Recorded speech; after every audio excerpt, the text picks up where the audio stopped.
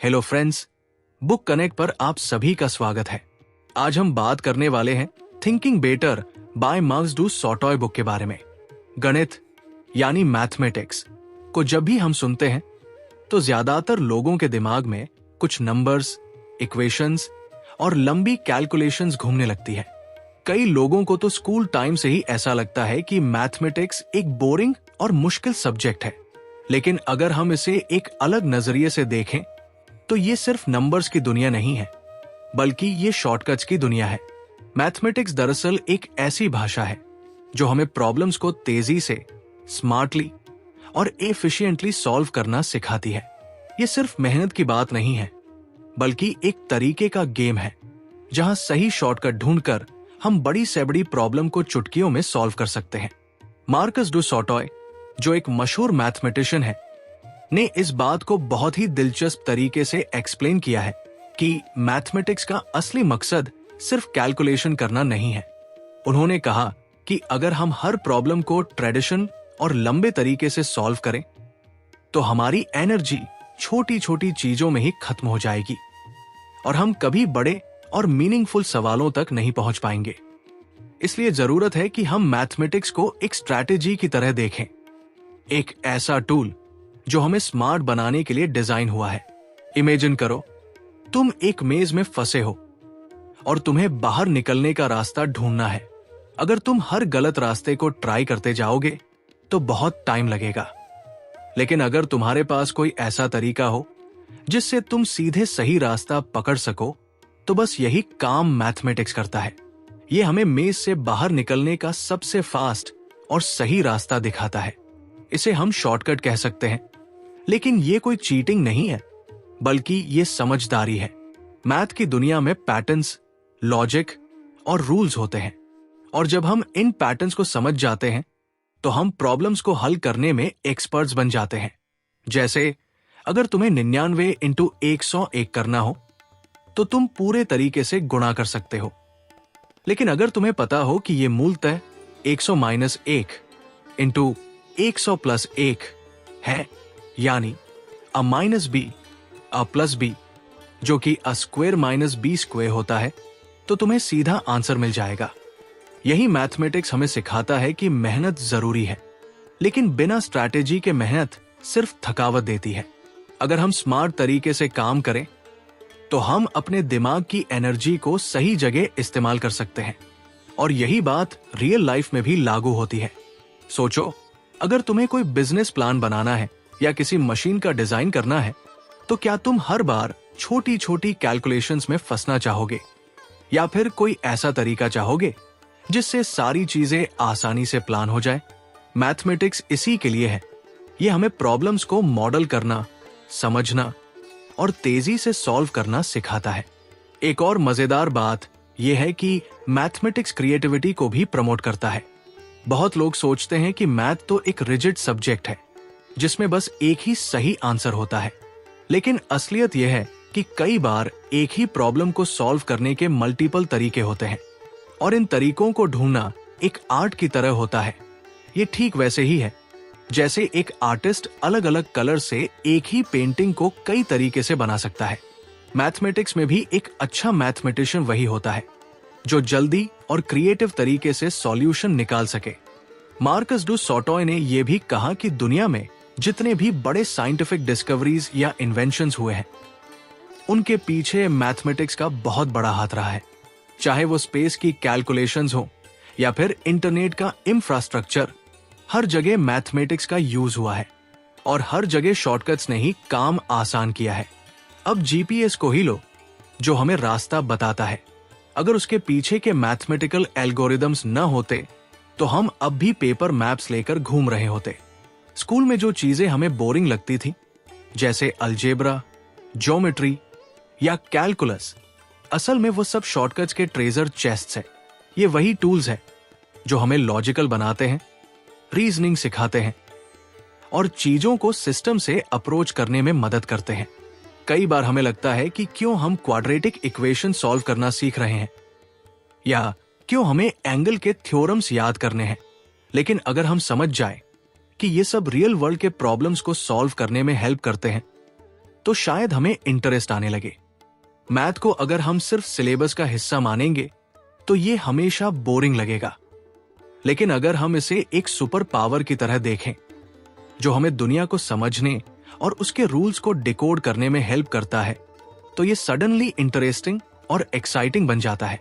ये हमें सिखाता है कि कैसे कॉम्प्लेक्स प्रॉब्लम्स को सिंपल बनाया जा सकता है। और सबसे अच्छी बात यह है कि मैथमेटिक्स हमें सोचने का तरीका सिखाता है। ये हमें step by step plan banana, possibilities evaluate करना और एफिशिएंट पाथ चूज करना सिखाता है। जब हम बार बार प्रैक्टिस करते हैं तो हमारा दिमाग नेचुरली शॉर्टकट्स ढूंढने लगता है और यही आदत हमारे बाकी लाइफ के डिसीजंस में भी काम आती है। अगर तुमने कभी पजल सॉल्व किया हो तो तुम्हें पता होगा कि सबसे सेटिस्फाइंग मोमेंट तब आता है जब तुम शॉर्टकट पकड़ लेते हो और पूरी चीज सडनली इजी लगने लगती है। मैथ भी वैसा ही है। हर सवाल में एक मैजिक ट्रिक छुपी होती है और जब वो ट्रिक समझ आती है तो पूरा सब्जेक्ट मजेदार लगने लगता है। अगर आपको हमारी फ्री समरी अच्छी लगती है तो आप हमारे चैनल को सब्सक्राइब कर सकते हैं, हमारी मेंबरशिप खरीद सकते हैं या हमें यूपीआई के थ्रू सपोर्ट कर सकते हैं। अब समरी पर वापस चलते हैं। इसलिए अगर तुम कभी सोचो कि मैथ तुम्हारे काम की चीज नहीं है तो एक बार फिर से सोचो। ये सिर्फ एग्जाम पास करने का सब्जेक्ट नहीं है, बल्कि ये जिंदगी को स्मार्टली जीने का तरीका सिखाने वाला सब्जेक्ट है। ये तुम्हें टीच करता है कि कैसे कम टाइम में ज्यादा रिजल्ट लाया जाए और ये क्वालिटी किसी भी फील्ड में तुम्हें सक्सेसफुल बना सकती है। मार्कस डू सॉटॉय की बातों से एक और इम्पॉर्टेंट लेसन ये भी निकलता है कि हमें हर चीज में सिर्फ हार्ड वर्क नहीं, स्मार्ट वर्क पर भी फोकस करना चाहिए। हमें ये समझना चाहिए कि प्रॉब्लम्स को जल्दी और एफिशिएंटली सॉल्व करने की स्किल हमें और भी बड़े ड्रीम्स और आइडियाज पर काम करने का मौका देती है। अगर हम हर छोटे सवाल में ही अटक जाएं, तो कभी भी हम बिगर पिक्चर पर फोकस नहीं कर पाएंगे। मैथ की ब्यूटी यह है कि ये सिर्फ फॉर्मूलाज या रूल्स नहीं है, ये माइंडसेट है। और जब ये माइंडसेट डेवलप हो जाता है तब हम हर सिचुएशन में शॉर्टकट ढूंढना सीख जाते हैं, फिर चाहे वो पढ़ाई हो, करियर हो, रिलेशनशिप्स हो या कोई भी डेली लाइफ का टास्क। मैथ की तरह सोचने से हर चीज आसान लगने लगती है। इसलिए अगली बार जब तुम किसी इक्वेशन को सॉल्व करो तो उसे सिर्फ नंबर की प्रॉब्लम मत समझो, उसे एक पजल की तरह देखो जिसकी शॉर्टकट की तुम्हें खुद ढूंढनी है। और जब वो की मिल जाए तो बस अनलॉक कर दो उस दुनिया को जो तुमसे कह रही है mathematics is the ultimate shortcut. और ये शॉर्टकट तुम्हें सिर्फ बुक्स में नहीं बल्कि जिंदगी की हर कॉम्प्लेक्स प्रॉब्लम में काम आएगा। बस जरूरत है उस नजरिए को बदलने की जिससे तुम मैथ को देखते हो। जब नजरिया बदल जाएगा तो हर प्रॉब्लम एक नए थ्रिल की तरह लगेगी, एक चैलेंज जिसे सॉल्व करना एक एडवेंचर से कम नहीं होगा। जब भी हम किसी प्रॉब्लम को सॉल्व करने की कोशिश करते हैं तो हमारा दिमाग सबसे पहले कुछ समझने की कोशिश करता है। कहीं इसमें कोई पैटर्न है, पैटर्न यानी एक ऐसा सिस्टम जो बार बार रिपीट होता है, या कोई लॉजिक जो चीजों को जोड़ता है। पैटर्न रिकॉग्निशन यानी इन पैटर्न्स को देख पाना, समझ पाना और फिर उसका यूज करके किसी मुश्किल चीज को आसान बना देना। यही तो असली मैजिक होता है किसी स्मार्ट प्रॉब्लम सॉल्वर का। और यही बात इस किताब में बहुत ही मजेदार तरीके से समझाई गई है। अब सोचो, अगर तुम्हें 1 से 100 तक के सारे नंबर्स को जोड़ने के लिए बोला जाए तो तुम क्या करोगे? ज्यादातर लोग शुरू करेंगे 1, 2, 3, 4 और ऐसा करते करते 100 तक जाएंगे। और अगर कोई जल्दी करने की कोशिश भी करेगा तो शायद वो कैलकुलेटर लेकर बैठ जाएगा। लेकिन एक 9 साल का बच्चा कार्ल फ्रेडरिक गाउस ने ये काम कुछ ही सेकंड में कर दिया था। कैसे? बस पैटर्न को पहचान कर। उसने देखा कि अगर वो पहले और आखिरी नंबर को जोड़ दे यानी 1 + 100 तो उसे 101 मिलता है। फिर 2 + 99 भी 101 होता है और 3 + 98 भी 101 है। इस तरह से वो 50 जोड़े बना सकता था और हर पैर का सम 101 था। तो टोटल हो गया 50 1015050। बस बिना किसी लंबी एडिशन के, बिना टाइम वेस्ट किए उसने पैटर्न की मदद से आंसर निकाल लिया। और यही है पैटर्न रिकॉग्निशन की ताकत। पैटर्न रिकॉग्निशन एक ऐसी स्किल है जो हम सब में होती है, लेकिन हम में से बहुत से लोग उसे नोटिस ही नहीं करते। जब हम छोटे थे और अल्फाबेट्स या टेबल्स सीख रहे थे, तब भी हम पैटर्न्स ही तो समझ रहे थे। 2 की टेबल में 2, 4, 6, 8, ये एक पैटर्न है। जब तुम किसी डिजाइन को देखकर तुरंत समझ जाते हो कि ये सिमेट्रिकल है या नहीं, तो वो भी पैटर्न रिकॉग्निशन है।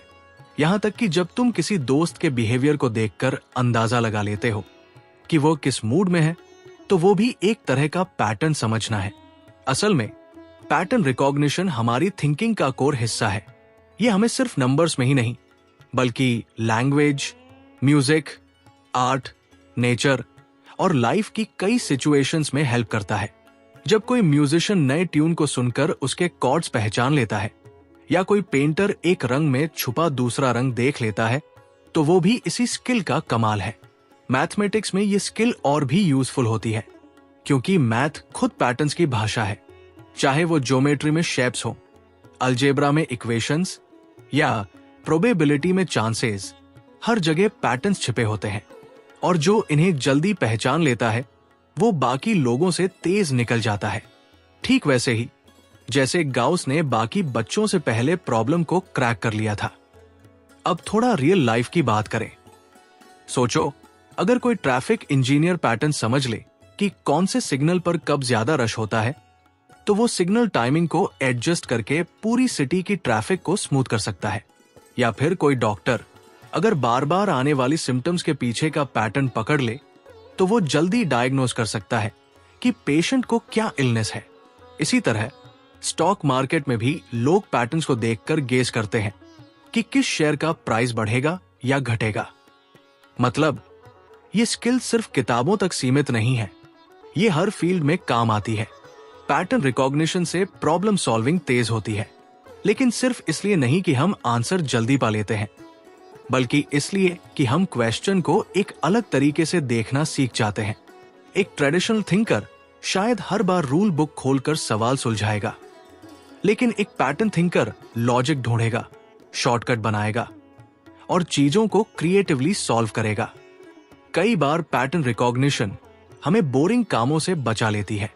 सोचो, तुम्हें बार बार एक ही टाइप का डेटा एंटर करना है, लेकिन अगर तुम पैटर्न पकड़ लो कि हर तीसरी एंट्री में कुछ कॉमन है, तो शायद तुम उस काम को ऑटोमेट कर सको। इससे न सिर्फ टाइम बचेगा, बल्कि एनर्जी भी। और यही तो स्मार्ट वर्किंग होता है। पैटर्न देखना यानी डिटेल्स पर ध्यान देना, छोटी छोटी चीजों में एक बिग पिक्चर को इमेजिन करना। ये सिर्फ मैथ्स नहीं, माइंडफुलनेस की भी प्रैक्टिस है।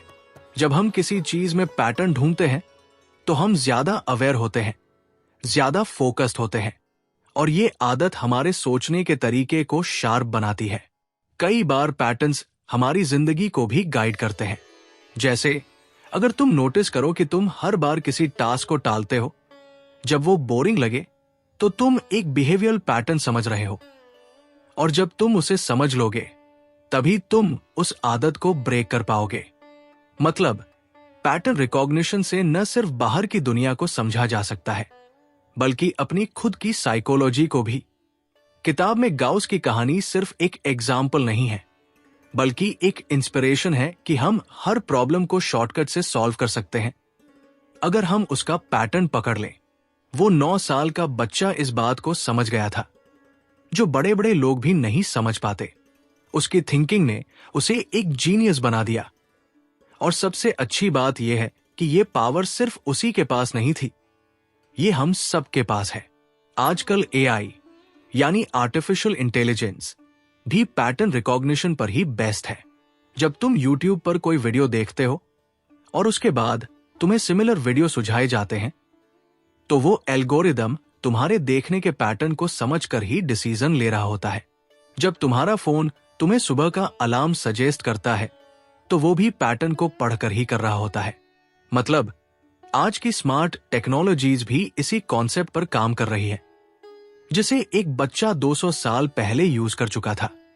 इसलिए अगर हम चाहते हैं कि हम भी फ्यूचर की टेक्नोलॉजीज को समझें, उससे आगे निकलें, तो हमें पैटर्न देखने और समझने की स्किल को ग्रो करना होगा। और इसके लिए जरूरी है कि हम क्यूरियोसिटी रखें, ऑब्जर्व करें और हर चीज को थोड़ी गहराई से देखें। जब हम बार बार पैटर्न रिकॉग्निशन की प्रैक्टिस करते हैं तो ये एक आदत बन जाती है। फिर चाहे वो सुडोकू सॉल्व करना हो, या किसी एक्सेल शीट में ट्रेंड पकड़ना हो, या किसी कन्वर्सेशन में हिडन मीनिंग समझना हो, हमारा माइंड खुद ब खुद पैटर्न की तलाश करने लगता है।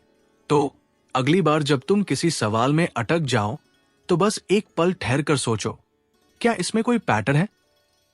हो सकता है सॉल्यूशन तुम्हारे सामने ही हो, लेकिन वो तब तक नहीं दिखेगा जब तक तुम उसे एक अलग नजर से नहीं देखोगे। पैटर्न रिकॉग्निशन तुम्हें वही नजर देता है।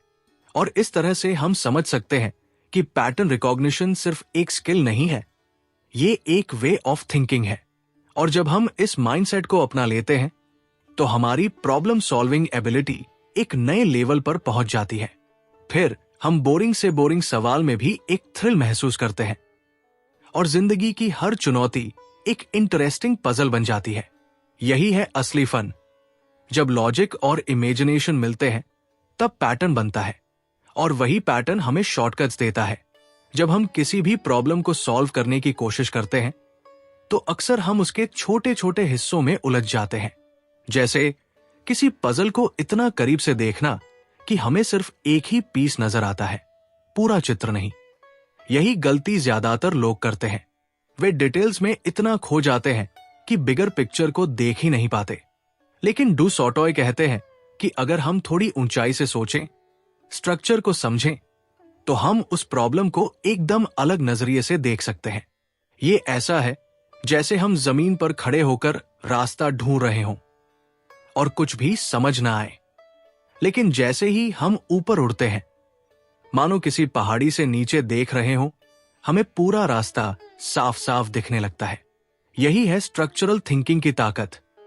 स्ट्रक्चरल थिंकिंग का मतलब है किसी चीज की इनर बनावट को समझना। जस्ट इमेजिन एक बिल्डिंग की बात करें तो उसकी स्ट्रेंथ उसकी दीवारों में नहीं, बल्कि उस स्ट्रक्चर में होती है जो उसे बैलेंस करता है, जैसे बीम्स, कॉलम्स और फाउंडेशन। उसी तरह जब हम किसी प्रॉब्लम को देखते हैं तो सिर्फ सरफेस लेवल से समझना काफी नहीं होता। हमें उस स्ट्रक्चर को पकड़ना होता है जो उस प्रॉब्लम को शेप दे रहा है। तभी हम सही डिसीजन ले सकते हैं और सही शॉर्टकट्स भी ढूंढ सकते हैं। सपोज तुम किसी कॉम्प्लेक्स मैथ्स प्रॉब्लम को सॉल्व कर रहे हो और उसमें कई सारे स्टेप्स हैं। अगर तुम हर स्टेप को मैकेनिकली करते जाओगे तो टाइम भी ज्यादा लगेगा और थकावट भी होगी। लेकिन अगर तुम एक स्टेप पीछे हटकर सोचो कि इस पूरी प्रॉब्लम का ओवर स्ट्रक्चर क्या है, इसका पैटर्न क्या है, तो शायद तुम देख पाओगे कि उसमें कोई सिमेट्री है, कोई रिपीट होने वाला लॉजिक है, या कोई ऐसा तरीका जिससे सारी कैलकुलेशन आसान हो जाए। ये अप्रोच केवल टाइम सेविंग नहीं होती, बल्कि बहुत स्मार्ट भी होती है। इस बात को समझने के लिए एक एनालॉजी लेते हैं। सोचो, तुम्हारे पास एक जंगल है और तुम्हें उसमें से रास्ता ढूंढना है। अगर तुम पेड़ों के बीच चल रहे हो तो हर डायरेक्शन में कंफ्यूजन होगा, हर कदम पर डिसीजन लेना पड़ेगा। लेकिन अगर तुम्हें कोई ऊंचा टावर मिल जाए और तुम ऊपर चढ़कर पूरे जंगल को ऊपर से देख पाओ, तो तुम तुरंत समझ जाओगे कि कहां-कहां रास्ते हैं, कौन सा रास्ता शॉर्टेस्ट है और कहां-कहां जाना अवॉइड करना चाहिए। स्ट्रक्चरल थिंकिंग उसी तरह से हमें ऊपर उठाकर सोचने की एबिलिटी देता है। डू सॉटॉय कहते हैं कि स्ट्रक्चरल थिंकिंग हमें लैंडस्केप के ऊपर उठा देती है। मतलब हम डिटेल्स में अटकने के बजाय पूरे टेरेन को एक नजर में देख पाते हैं। और जब हम पूरा सिस्टम समझ लेते हैं तभी हमें वो शॉर्टकट्स दिखते हैं जो नॉर्मल थिंकिंग में इम्पॉसिबल लगते हैं। ये एक तरह की एरियल व्यू है किसी भी प्रॉब्लम की। ज्यादा अच्छे से समझने के लिए एक रियल लाइफ एग्जाम्पल लेते हैं। मान लो किसी ऑर्गेनाइजेशन में प्रोडक्टिविटी लो है। अब अगर मैनेजर हर वर्कर से इंडिविजुअली पूछे कि वो क्या कर रहा है, तो वो सिर्फ डिटेल्स में ही अटक जाएगा। लेकिन अगर वो पूरा वर्कफ्लो का स्ट्रक्चर समझे, यानी कौन काम किस से जुदा है, किस स्टेज पर डिले हो रहा है, कहां अननेसेसरी ड्यूप्लीकेशन हो रही है, तो वो बड़ी आसानी से आइडेंटिफाई कर सकता है कि कहां इंप्रूवमेंट की जरूरत है। स्ट्रक्चरल थिंकिंग उसे सिस्टम को ऑप्टिमाइज करने का तरीका दिखा देती है। यही ये रीजन है कि बड़ी बड़ी कंपनीजों में सिस्टम्स थिंकिंग और स्ट्रक्चरल एनालिसिस इतना जरूरी माना जाता है, क्योंकि हर प्रोसेस के पीछे कोई न कोई स्ट्रक्चर होता है, और अगर हम उस स्ट्रक्चर को सही से डिजाइन करें तो एफिशिएंसी अपने आप आ जाती है। यही चीज डू सॉटॉय मैथ्स में भी कह रहे हैं कि जब हम स्ट्रक्चर को समझ लेते हैं तो हम बेहतर तरीके से सोचने लगते हैं। अब सोचो, तो अगर एक स्टूडेंट सिर्फ हर सवाल को रोट लर्निंग से सॉल्व करे तो वो सिर्फ सवाल को याद रखेगा, उसका स्ट्रक्चर नहीं समझेगा। लेकिन अगर वही स्टूडेंट प्रॉब्लम के पीछे की स्ट्रक्चर को समझे तो उसे हर तरह के सवाल को हैंडल करने का कॉन्फिडेंस मिलेगा। ये स्ट्रक्चरल अंडरस्टैंडिंग ही उसे फ्लेक्सिबल बनाती है, एडप्टिव बनाती है। हम इसे आर्किटेक्चर में भी देखते हैं। एक स्किल्ड आर्किटेक्ट सिर्फ दीवारों और खिड़कियों का डिजाइन नहीं करता, वो पूरे स्ट्रक्चर को विजुलाइज करता है। कहां वेट ज्यादा होगा, कहां सपोर्ट देना होगा, कहां लाइट नेचुरली आएगी, एयर फ्लो कैसे रहेगा। ये सब स्ट्रक्चरल थिंकिंग का हिस्सा है, और ये ही उसे एक एक एफिशिएंट, ड्यूरेबल और ब्यूटीफुल बिल्डिंग बनाने में हेल्प करता है। स्ट्रक्चरल थिंकिंग का एक और बेनिफिट यह है कि ये हमें क्लैरिटी देता है। जब हमारे पास कोई मैसी सिचुएशन होती है, जैसे बहुत सारा डेटा या कोई कॉम्प्लिकेटेड रिलेशनशिप या कोई कंफ्यूजिंग प्लान, तो स्ट्रक्चरल थिंकिंग हमें उस क्लटर से बाहर निकालती है। हम ये सोचने लगते हैं कि कौन से हिस्से जुड़े हुए हैं, कौन से इंडिपेंडेंट है और कहां कहां ब्रेक पॉइंट्स हैं। इससे हमें सही डायरेक्शन मिलती है और हम बेहतर डिसीजन ले पाते हैं। ये थॉट प्रोसेस हमें एम्पावर्ड बनाता है। स्ट्रक्चरल थिंकिंग को डेवलप करने के लिए हमें प्रैक्टिस करनी पड़ती है। हमें हर चीज को एनालाइज करना होगा, जैसे कोई वेबसाइट क्यों स्मूथ चल रही है, किसी मूवी का प्लॉट क्यों अच्छा लग रहा है, किसी स्पीच में क्यों इम्पैक्ट आ रहा है। जब हम इन चीजों के पीछे का स्ट्रक्चर समझने की कोशिश करते हैं तो हमारा माइंड ट्रेन हो जाता है हर जगह पैटर्न्स और सिस्टम्स को पकड़ने में। तो अगर आप किसी भी फील्ड में एक्सीलेंस चाहते हो, चाहे वो बिजनेस हो, एजुकेशन हो, कोडिंग हो या आर्ट, स्ट्रक्चरल थिंकिंग आपकी सबसे बड़ी ताकत बन सकती है। ये न सिर्फ आपको एफिशिएंट बनाती है, बल्कि आपको एक विजनरी बनाती है। और विजनरी वो होता है जो चीजों को सिर्फ वैसे नहीं देखता जैसे वे हैं, बल्कि वैसे देखता है जैसे वे हो सकते हैं। इसलिए अगली बार जब भी आप किसी कॉम्प्लेक्स चैलेंज के सामने खड़े हो तो खुद से एक सिंपल सवाल पूछो, is there a structure behind this?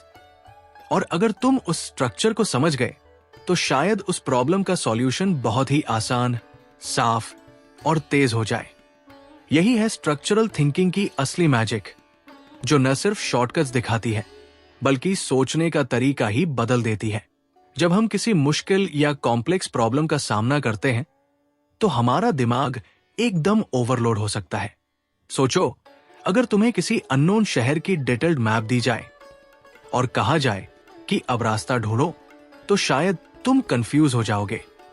इतना सारा इंफॉर्मेशन एक साथ प्रोसेस करना मुश्किल हो जाता है, क्योंकि हमारा ब्रेन एक समय पर सिर्फ limited amount of data he efficiently handle कर सकता है। ऐसे ही सिचुएशन में काम आता है एक सिंपल लेकिन स्मार्ट तरीका, जिसे हम ह्यूरिस्टिक्स कहते हैं। ह्यूरिस्टिक्स का मतलब होता है ऐसा तरीका जो किसी प्रॉब्लम को सॉल्व करने के लिए शॉर्टकट की तरह काम करता है। ये कोई गारंटीड परफेक्ट सॉल्यूशन नहीं देता, लेकिन ये हमें जल्दी, आसान और प्रैक्टिकल सॉल्यूशन तक पहुंचने में हेल्प करता है। आसान शब्दों में कहें तो ये एक तरह की मेंटल ट्रिक है जो कॉम्प्लेक्स प्रॉब्लम को इतना सिंप्लीफाई कर देती है कि हमारा ब्रेन उसे हैंडल कर सके। हम सब अपनी डेली लाइफ में ह्यूरिस्टिक्स का इस्तेमाल करते हैं, चाहे हमें इसका नाम पता हो या ना हो। मान लो तुम किसी शॉपिंग मॉल में गए और तुम्हें जल्दी से एक अच्छा रेस्टोरेंट ढूंढना है। अब तुम हर रेस्टोरेंट का मेन्यू पढ़कर कंपैरिजन नहीं करोगे, क्योंकि वो बहुत टाइम कंज्यूमिंग हो जाएगा। इंस्टेड तुम शायद उस रेस्टोरेंट को चुनोगे जहां भीड़ ज्यादा हो, ये सोचकर कि जहां लोग ज्यादा हैं वहां फूड अच्छा होगा। ये एक ह्यूरिस्टिक है। तुम सारे इंफॉर्मेशन को प्रोसेस नहीं कर रहे, बल्कि एक सिंपल सिग्नल भीड़ के बेसिस पर डिसीजन ले रहे हो। ह्यूरिस्टिक्स हमें डिसीजंस लेने में हेल्प करता है जब हमारे पास टाइम कम होता है, या जब अवेलेबल इंफॉर्मेशन बहुत ज्यादा होती है, या जब हमें बस एक गुड इनफ सॉल्यूशन चाहिए होता है। हर बार बेस्ट सॉल्यूशन फाइंड करना प्रैक्टिकल नहीं होता, इसलिए हम ऐसा तरीका यूज करते हैं जिससे हम जल्दी और एफिशिएंटली किसी प्रॉब्लम को सॉल्व कर सकें। और यही रीजन है कि ह्यूरिस्टिक्स हमारी थिंकिंग का एक जरूरी हिस्सा बन गया है। एक बहुत कॉमन ह्यूरिस्टिक है रूल ऑफ थंब, यानी अनुभव के आधार पर बना हुआ एक सिंपल सा रूल जो अक्सर सही निकलता है। जैसे किसी एक्सपीरियंस पर्सन का कहना कि अगर किसी इन्वेस्टमेंट का रिटर्न बहुत ज्यादा लग रहा है तो उसमें रिस्क भी उतना ही ज्यादा होगा। अब ये हमेशा 100% सही नहीं होता, लेकिन ज्यादातर केसेस में ये वार्निंग सही साबित होती है। एक और इंटरेस्टिंग एग्जाम्पल है, अगर तुम किसी बड़े क्राउड में किसी को ढूंढ रहे हो तो तुम पूरे एरिया को सिस्टमैटिकली सर्च करने की बजाय शायद उस जगह जाओगे जहां वो पर्सन अक्सर जाता है। ये भी एक ह्यूरिस्टिक है। तुम अवेलेबल इंफॉर्मेशन में से कुछ को इग्नोर कर रहे हो और एक्सपीरियंस या पैटर्न के आधार पर डिसीजन ले रहे हो। ह्यूरिस्टिक्स का सबसे बड़ा फायदा यह है कि ये हमें ओवरथिंकिंग से बचाता है। जब हम किसी भी प्रॉब्लम को सॉल्व करने बैठते हैं तो अगर हम हर एस्पेक्ट को डीपली एनालाइज करने लगे तो हम डिसीजन पैरालिसिस के शिकार हो सकते हैं, यानी इतना सोचेंगे कि कुछ डिसाइड ही नहीं कर पाएंगे। लेकिन ह्यूरिस्टिक्स हमें तुरंत एक्शन लेने की पावर देता है। यह हमें कहता है परफेक्ट मत सोचो, प्रैक्टिकल सोचो। अब यह जानना जरूरी है कि ह्यूरिस्टिक्स हमेशा परफेक्ट सॉल्यूशन नहीं देता। कभी कभी ये बायस्ड या गलत भी हो सकता है, लेकिन फिर भी ये इतने यूजफुल होते हैं कि हम बिना सोचे उन्हें यूज करते रहते हैं। जैसे अगर कोई चीज महंगी है तो वो अच्छी होगी। ये भी एक ह्यूरिस्टिक है जो कई बार काम करता है, लेकिन हमेशा नहीं। लेकिन फिर भी हम ऐसे शॉर्टकट रूल्स को अपने डिसीजंस में जगह देते हैं क्योंकि वे लाइफ को आसान बनाते हैं।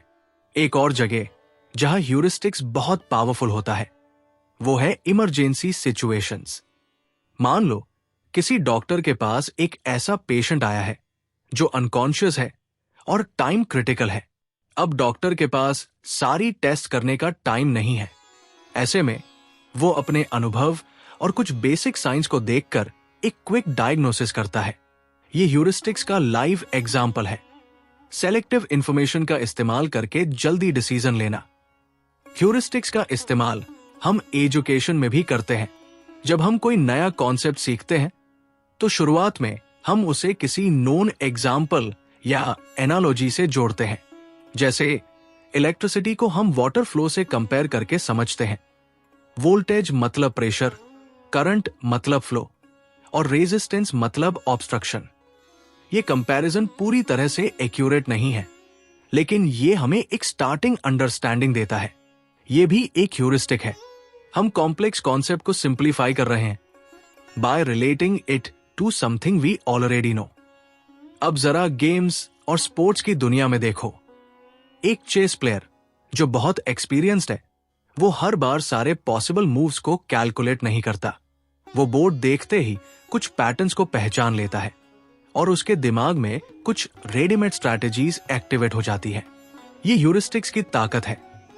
एक्सपीरियंस से डेवलप्ड मेंटल शॉर्टकट्स जो फास्ट और इफेक्टिव डिसीजन मेकिंग में मदद करते हैं। स्टूडेंट्स भी एग्जाम्स में ह्यूरिस्टिक्स का इस्तेमाल करते हैं। जैसे मल्टीपल चॉइस क्वेश्चंस में अगर दो ऑप्शंस बिल्कुल सिमिलर लगे तो कई बार वो सोचते हैं कि ऐसे केसेस में यूजुअली जो लॉन्गर ऑप्शन होता है वही सही होता है। ये भी एक ह्यूरिस्टिक है। ये गलत भी हो सकता है, लेकिन स्ट्रेस और टाइम प्रेशर में ये एक प्रैक्टिकल ट्रिक बन जाती है। एआई और कंप्यूटर साइंस में भी ह्यूरिस्टिक्स का बहुत बड़ा रोल है। जब कोई कंप्यूटर बहुत बड़े प्रॉब्लम को सॉल्व कर रहा होता है, जैसे किसी सिटी का शॉर्टेस्ट रूट निकालना जिसमें हजारों रास्ते हों, तो उसमें ह्यूरिस्टिक्स लगाई जाती है ताकि सर्चिंग प्रोसेस फास्ट हो जाए। और यही प्रिंसिपल हम इंसान भी फॉलो करते हैं। जितनी कम मेहनत में काम बन जाए उतना बेटर। एक फेमस ह्यूरिस्टिक है अवेलेबिलिटी ह्यूरिस्टिक। इसका मतलब होता है कि हम उसी इंफॉर्मेशन को ज्यादा इंपॉर्टेंट मानते हैं जो हमारे दिमाग में इजीली अवेलेबल हो। जैसे अगर न्यूज में किसी एयरप्लेन क्रैश की खबर आई हो तो हम सोचते हैं कि एयर ट्रैवल डेंजरस है, जबकि स्टैटिस्टिकली ये बहुत सेफ होता है। लेकिन क्योंकि वो क्रैश हमारे माइंड में फ्रेश है, हम उसकी वैल्यू को ओवर एस्टिमेट कर लेते हैं। ये भी एक तरह की मेंटल शॉर्टकट है जो हमेशा सही नहीं होती, लेकिन हमारी डिसीजन मेकिंग को इन्फ्लुएंस करती है। ह्यूरिस्टिक्स का एक खास यूज होता है रिलेशनशिप डिसीजंस में भी। जब हम किसी नए इंसान से मिलते हैं तो हम कुछ लिमिटेड सिग्नल्स के बेस पर उसके बारे में ओपिनियन बना लेते हैं, जैसे उसकी ड्रेसिंग, बोलने का तरीका या बॉडी लैंग्वेज। ये सब सिग्नल्स हमारे अंदर कुछ मेंटल रूल्स एक्टिवेट कर देते हैं और हम डिसाइड कर लेते हैं कि उस पर ट्रस्ट करना है या नहीं। अब ये जजमेंट हमेशा एक्यूरेट नहीं होता, लेकिन ये क्विक होता है और यही इस टेक्निक की खासियत है। तो आखिर में बात यह है कि ह्यूरिस्टिक्स एक ऐसा टूल है जो इंसानों को कॉम्प्लेक्स दुनिया में सिंपल तरीके से जीने में मदद करता है। ये हमारी लिमिटेड ब्रेन कैपेसिटी को सपोर्ट करता है, टाइम बचाता है और हमें ओवर एनालिसिस से बचाकर एक्शन लेने की हिम्मत देता है। हालांकि ये परफेक्ट नहीं है, लेकिन ये प्रैक्टिकल है और इसी वजह से ये हमारी जिंदगी का एक इंटीग्रल हिस्सा बन चुका है। अगर हम स्मार्ट बनना चाहते हैं तो हमें ये सीखना होगा कि कौन से ह्यूरिस्टिक्स कब काम करते हैं और कब नहीं। हमें ये पहचानना होगा कि कौन सा शॉर्टकट यूजफुल है और कौन सा हमें गलत डायरेक्शन में ले जा सकता है। और जैसे जैसे हमारा एक्सपीरियंस बढ़ेगा, हमारी ह्यूरिस्टिक्स भी रिफाइन होती जाएंगी। इसलिए जब अगली बार तुम्हें कोई टफ डिसीजन लेना हो या कोई मुश्किल प्रॉब्लम फेस हो, तो खुद से पूछो, क्या मैं इस प्रॉब्लम को थोड़ा सिंपलीफाई कर सकता हूं? क्या मैं कुछ इंफॉर्मेशन इग्नोर करके एक स्मार्ट गेज बना सकता हूं? अगर हां, तो तुम एक इफेक्टिव ह्यूरिस्टिक यूज कर रहे हो और शायद तुम्हारा डिसीजन फास्ट और एक्यूरेट दोनों हो जाएगा। यही है ह्यूरिस्टिक थिंकिंग की ब्यूटी, कम में ज्यादा करने की स्किल। तो फ्रेंड्स, ये थी हमारी आज की बुक समरी। आपको कैसी लगी? कमेंट करके जरूर बताएं। और धन्यवाद आपका समरी एंड तक सुनने के लिए।